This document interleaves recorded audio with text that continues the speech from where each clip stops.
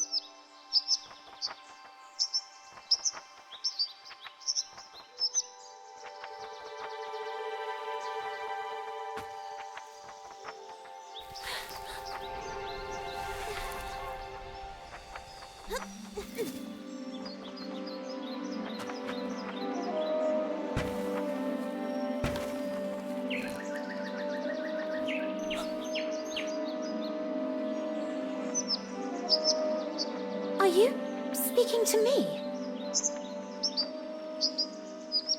Princess?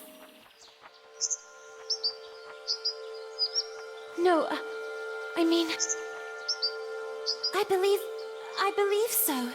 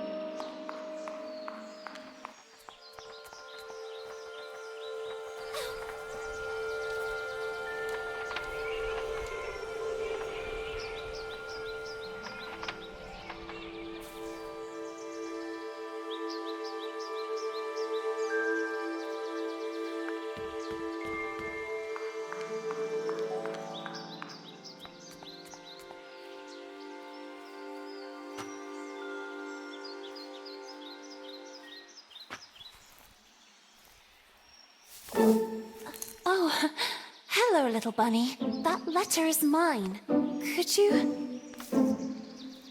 The sweet, bespectacled bunny ignored the little girl and took the letter with them.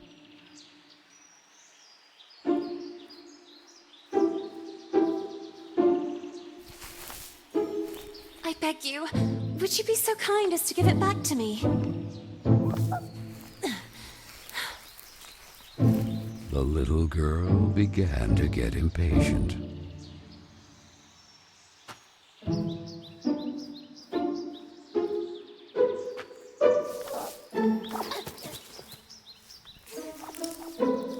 The little girl wouldn't let it win, so determined to recover Carole's letter, she followed the mischievous bunny.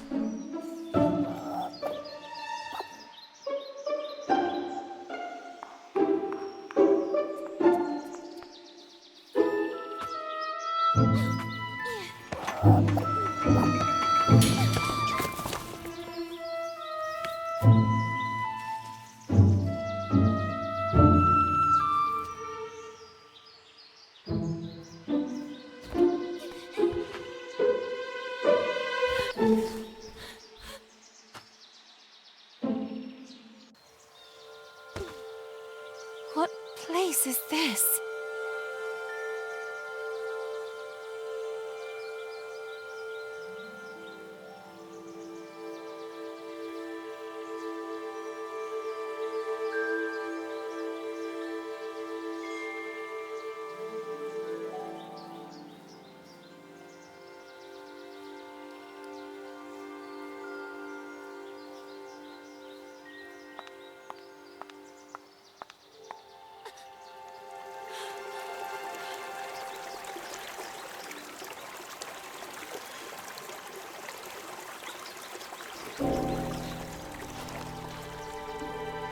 That kite, it reminded the little girl so much of her friend Carole. So free and graceful, yet tormented, as if by adverse currents, by the other girls at Bunny Hall. Oh, and who would you be? Have you perhaps seen a bespectacled bunny? Even the owl ignored her question and just stood there, staring at her, with those eyes, red like blood. But the little girl had no time to waste. She had to track down the bunny, and so she began to follow in its tracks.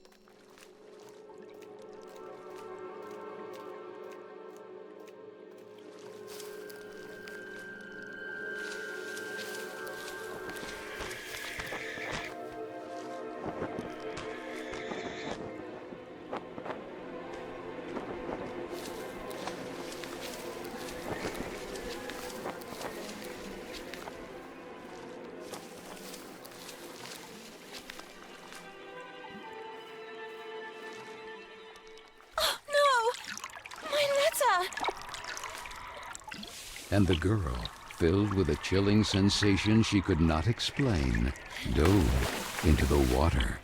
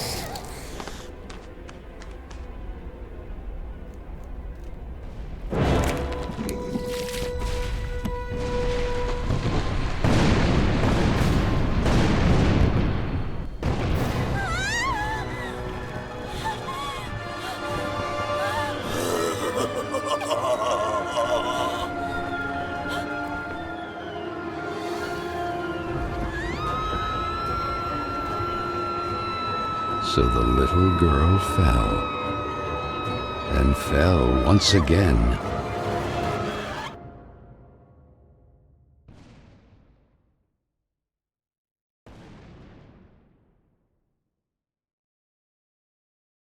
And while the man with the tar hat stood grinning, her thoughts drifted to that mysterious figure in the window of Bunny Hall, who silently stood watching her as she was swallowed up in her abyss. And this is how our story begins. A letter, a roar, then a daring plunge, and a little girl, too small and inadequate for that world of ash, tar, and cold of which she was a part. Miss Benton, I am pleased to note that my voice is so soft that it encourages restful sleep in class. Would you be so kind as to share your wisdom on today's topic with your fellow classmates? There was a man made of tar, an owl, and a bunny with glasses. Such impertinence. Home economics, ladies' etiquette, chapter 9. Be always beautiful, perfumed, and impeccable. All of you young women of today are privileged to witness the deeds of the great men of your era, the grand discoveries, the phenomenon of industrialization, progress. Soon you will be wives and then mothers of great men who will go down in history. And you, Miss Benton, make fun of it. This establishment, too, if events continue to transpire as hoped, will undergo important developments, and you will be the first to benefit from them. Why, ladies? A portion of Bunny Hall was conceded to a corporate collective in order to form a small branch, thereby taking advantage of the area's greatest resource, rabbits. This will not only bring new luster to the estate in this region, but also new jobs. Very good, Miss Vicky Trant. At the very least, Lana has grasped the rabbit matter. In this regard, our dear Frank reminds us that it is strictly forbidden to venture beyond the walls of the park. The disinfestation work will resume tonight after the strong winds of recent weeks. Remember not to be overwhelmed by the explosions. It's all perfectly normal. The soil is blasted with charges and the rabbits forced out of their burrows. Who did it? Miss Benton!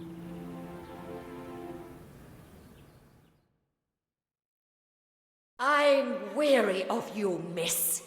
Ungrateful, arrogant troublemaker. Why is it so difficult for you to behave like all the others?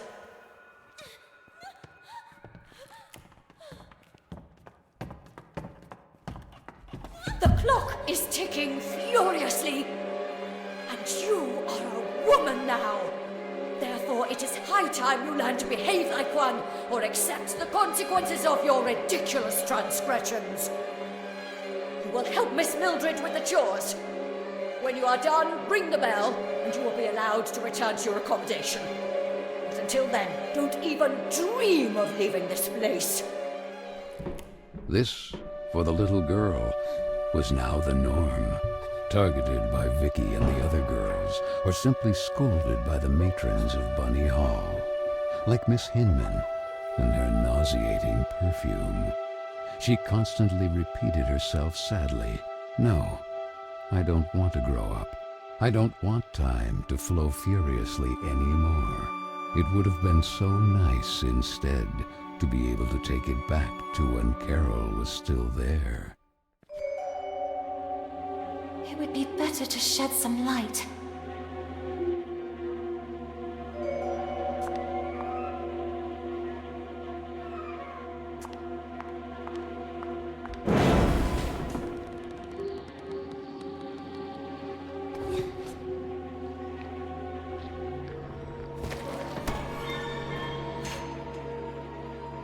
Where the heck did the broom go?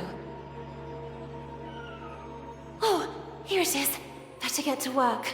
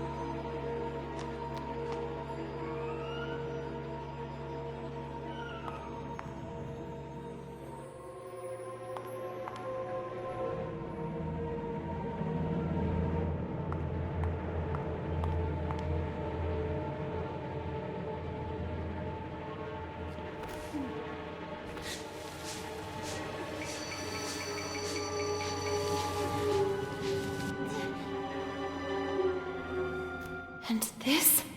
Where did this come from?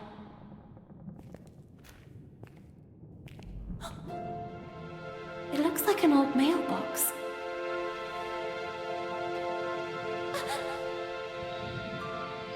Oh, maybe I'm still dreaming.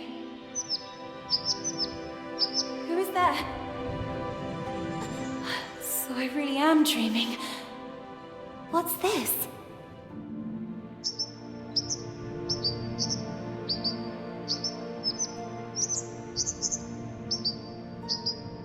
Carole?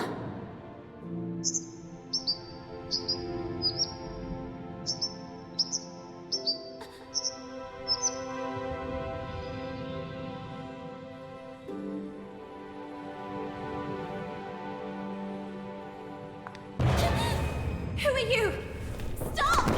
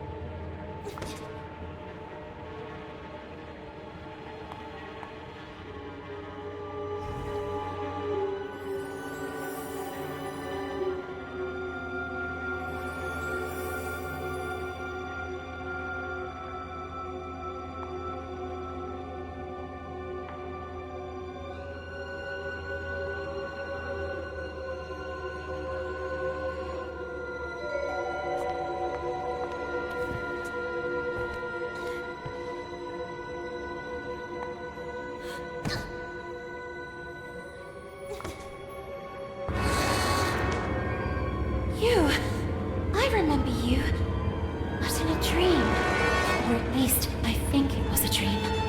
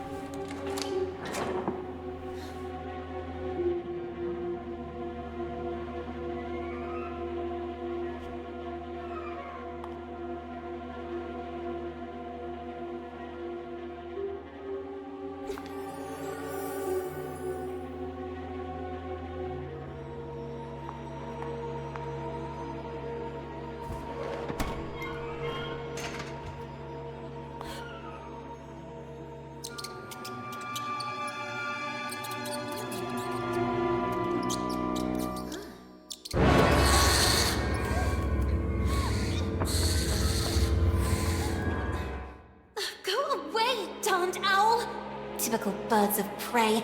They're greedy for mice and other small rodents. I wonder if I can use that to my advantage.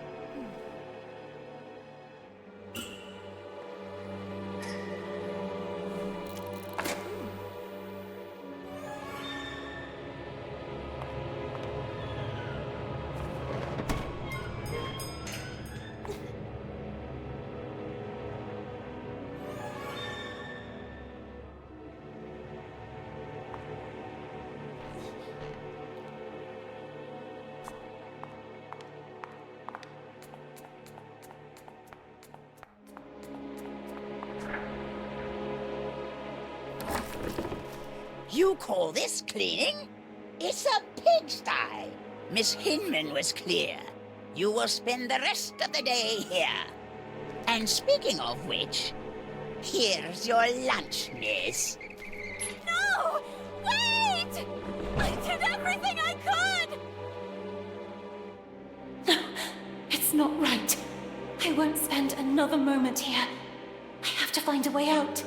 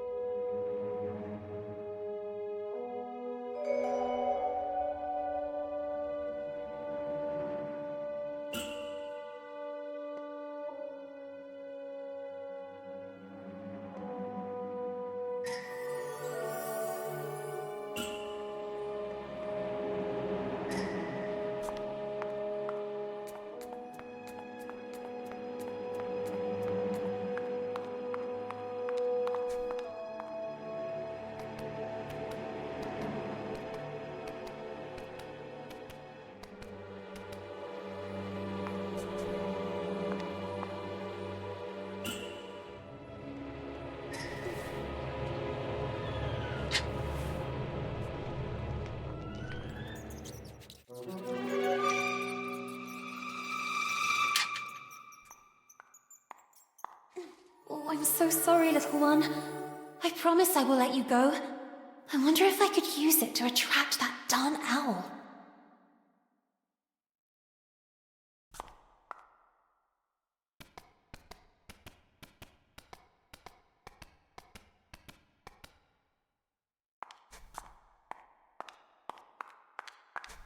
Hey, ugly owl! That's what you want, isn't it? Mouse porridge! This way! Come on!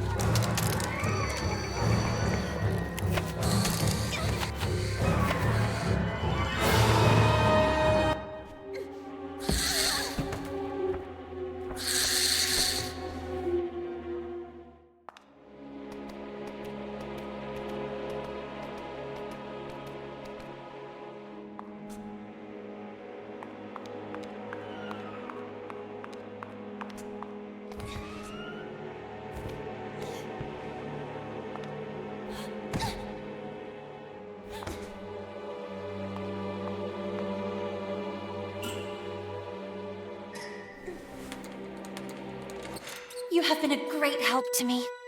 Go. You're free.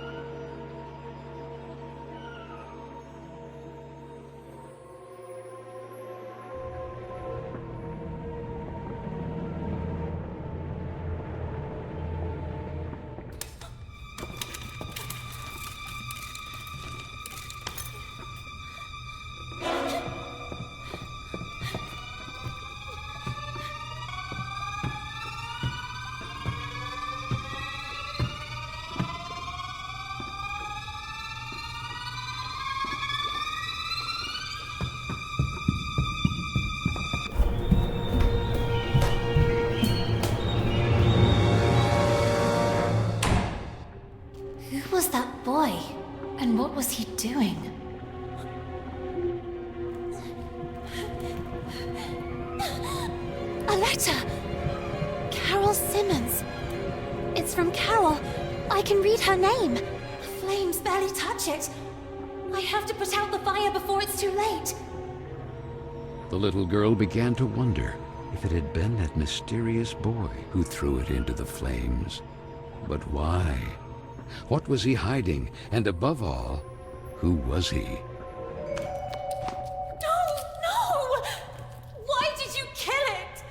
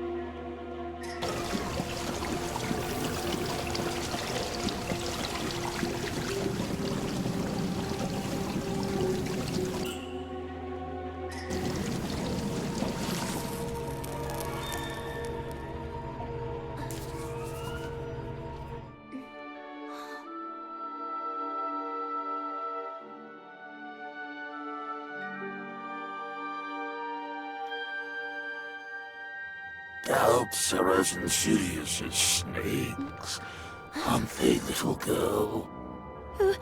Who's there?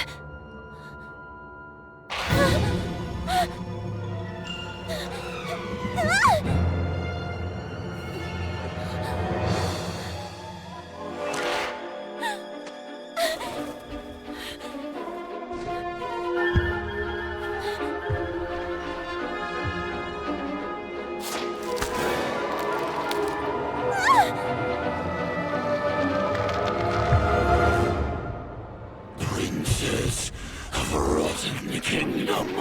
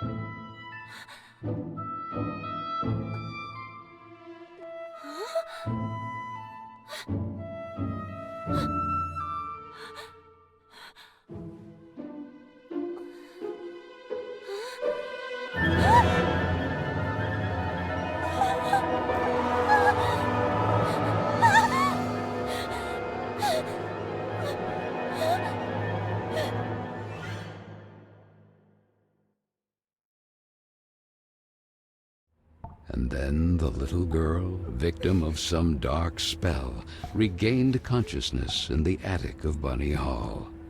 But this time it wasn't just a dream. And she was no longer human. Was it the work of that old man with the tar cylinder hat? Who was he? And why did he mean her such harm? Luckily, that nice gentleman in silver had rescued her. But what did all this have to do with her? And with Carole? Carole Simmons and that letter set on fire. Had she really run away? Then she looked around and remembered that place. The attic with the kitchen. All the girls were terrified of that place. But this time, Carole wouldn't be with her.